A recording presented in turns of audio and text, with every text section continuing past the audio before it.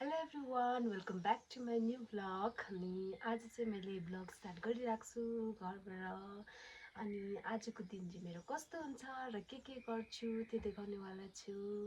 अनि अहिले चाहिँ म भर्खर उठेर चाहिँ अहिले चाहिँ अनुहारहरू धोएर फ्रेस भएर चाहिँ बसिरहेको छु। अहिले चाहिँ अब रुम सफा गर्छु, त्यहाँदेखि चाहिँ आज डेमा चाहिँ म के गर्छु त्यो देखाउनेवाला छु। अनि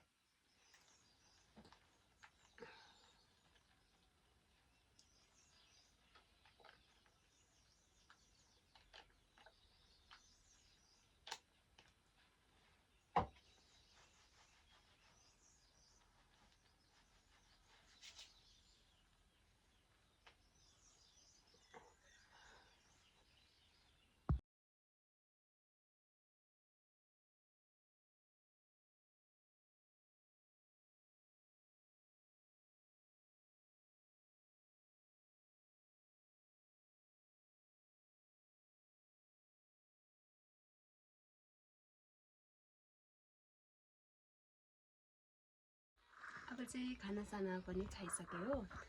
अब चाहिँ आज चाहिँ के छ भने चाहिँ नि हाम्रोमा चाहिँ आलु खुद्ने खेतला छ। अनि अब चाहिँ हामी चाहिँ खेतलाको लागि मासु लिनु जानु आँटेको हो।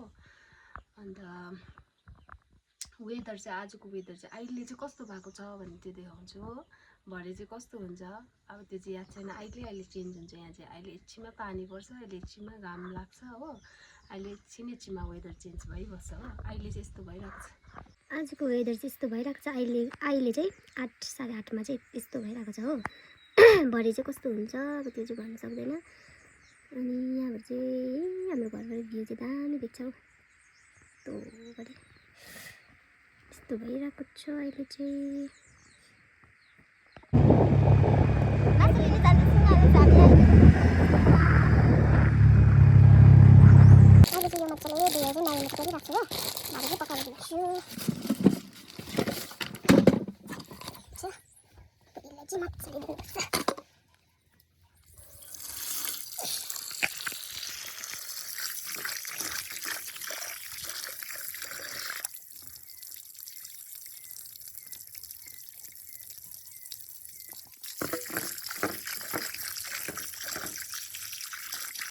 म पहिला नुन हाल्छु हो।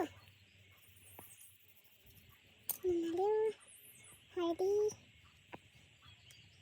रातो खोर्सानी, मसला अलिकति मिक्स गरेर राख्छु।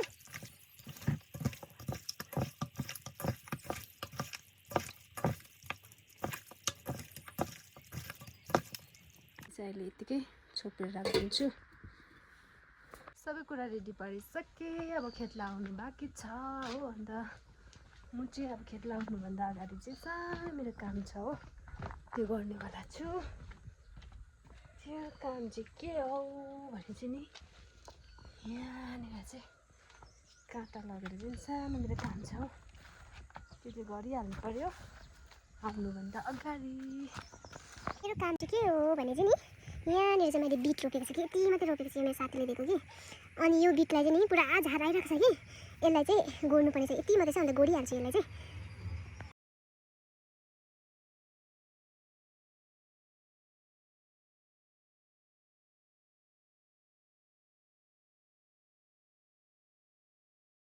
मैले बिट पनि गोडिसकेँ। यस्तो लाग्छ, कस्तो दामी आएको छ।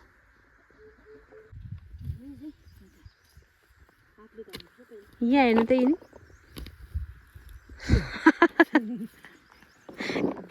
केतला स्टार्ट भएको। आलु निकालेर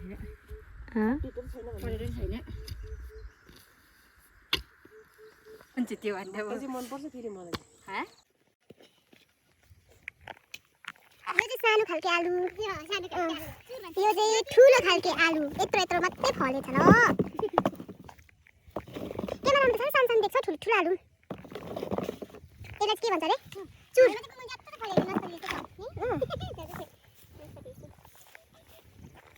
प्याज एक बराउनु आँटेको छ हो। आलु कसलाई चाहियो भन्नु मात्रै तर दिँदैन यहाँबाट हामी दिँदैन।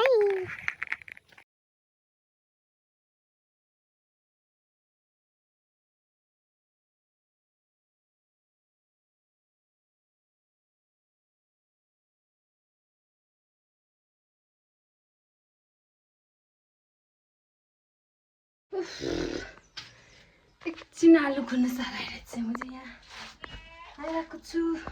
आइरहेको छु खाजा पकाउनुको लागि।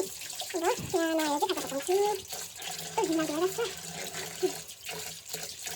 चारा यिनीलाई मन दुखाएछ। नदिने मान्छेको चाहिँ थाप्नु त अलिक। तिमी भिडियो बनाउनु पनि माया खान्दिने खानु अलिक यही बेसी भएर आयो। मिठो रहेछ। तितो गरेको इजी घचा गरिरहेको कहाँ हो छ यहाँ बारीमा हौ।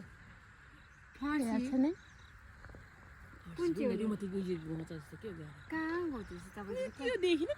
सोमबारेको आलु बारी जस्तो छ है दामी। के भन्छ बाख्रा निकालेको अस्ति आज किन निकालेको बाख्रा चाहिँ। खाजा पनि पकाइसकेको छु। यहाँनिर चाहिँ चिकन आलु हो।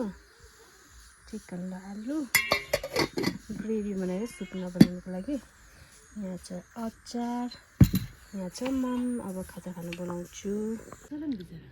लाग्छ नि 2 बजीसम्म नै ल्याउँछ होइन कप्पाको खानुहुन्छ।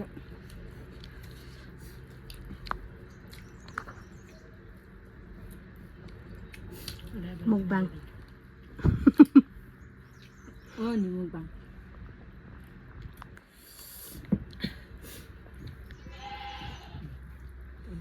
बाख्रा पनि निकाल्नु कराउँछ।